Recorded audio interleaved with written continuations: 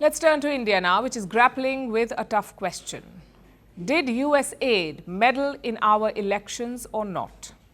Last week, US President Donald Trump hinted at it, but days later, there is no clarity. Over the weekend, Foreign Minister Jaishankar spoke about it. He said USAID was allowed in India under good faith, but recent claims warrant a look.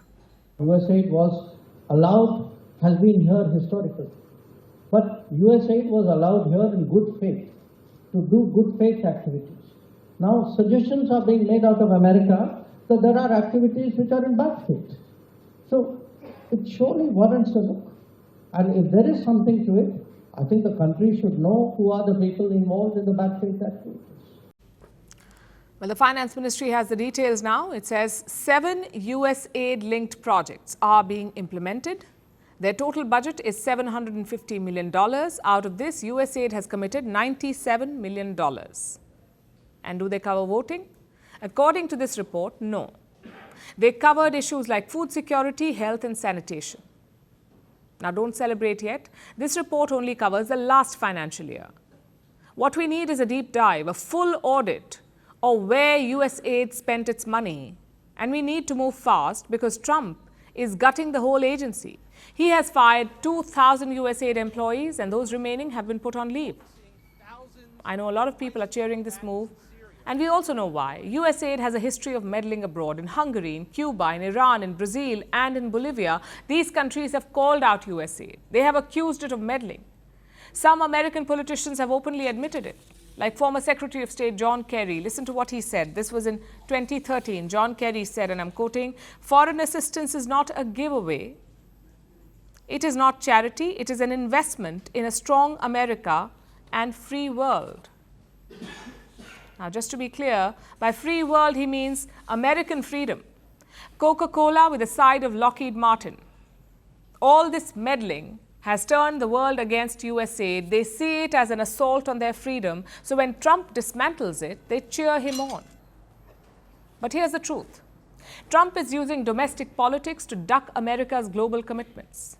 On that, we agree with John Kerry. Foreign assistance is not charity. America owes it to the world. The Americans have invaded or bombed 29 countries. That is 1/3 of the world. Some of those countries were already teetering. The US reduced them to rubble. Think about Iraq or Afghanistan or Vietnam. These countries bore the brunt of American freedom projects, especially after 9/11. After that attack, America started what it called the War on Terror, the global war on terror. It was a global operation. You had invasions, drone strikes, proxy wars, carpet bombing. The final death toll? According to one report, 4.5 million people. 4.5 million people. That's how many people died in American wars after 9/11. Does the US not have a responsibility to those countries, to those surviving families? I would say they do. Just consider the nation of Laos. In the 1960s and 70s, the US tried to topple their communist regime. How? By bombing them into the Stone Age.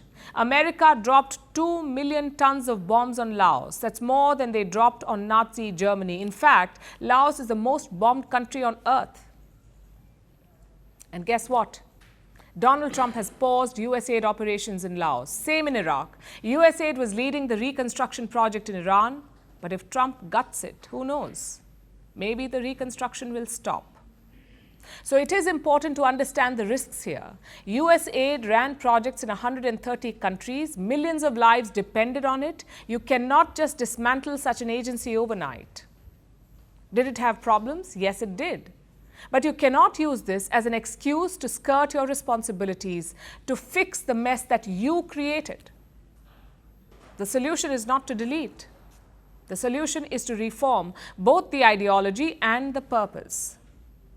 USAID was created way back in 1961. We are talking about peak Cold War period.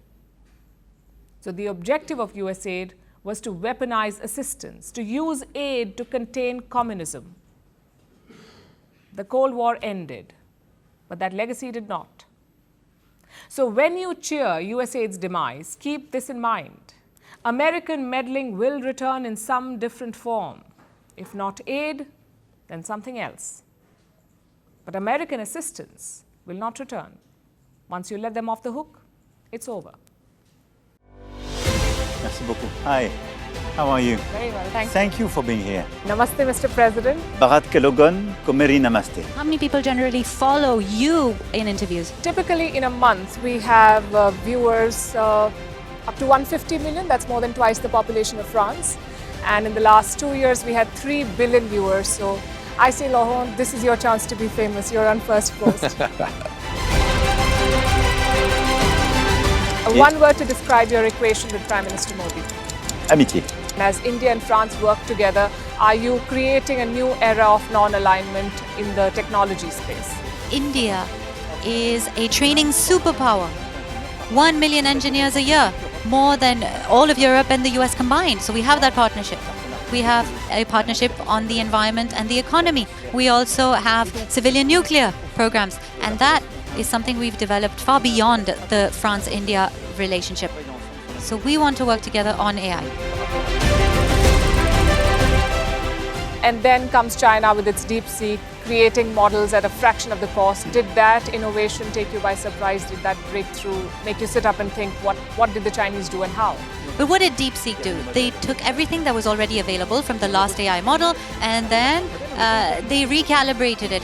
So are you going to ban Chinese AI in France? So we don't have this American approach of banning tech because of where it comes from.